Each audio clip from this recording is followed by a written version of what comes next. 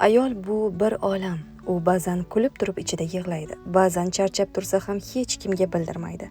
Ba'zan hamma uchun kuchli bo'ladi, lekin o'zi ham bir kun kimningdir yelkasiga bosh qo'ygisi keladi. Shuni unutmang. Ayolning qadri uning faqat tashqi go'zalligida emas, uning sabrida, qalbida, niyatida va o'zini tutishidadir.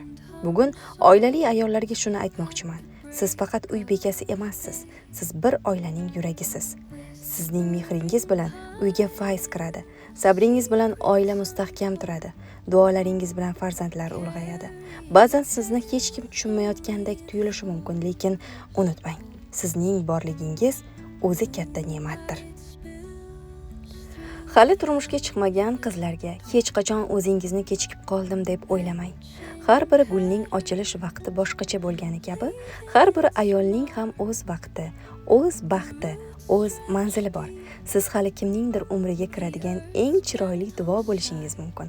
Aziz ayollar, hech qachon o'zingizni kamsitmang, o'zingizni yo'qotib qo'ymang. Siz mehrsiz, siz kuchsiz, siz go'zalsiz va eng muhimi, siz qadrlanishga loyiqsiz.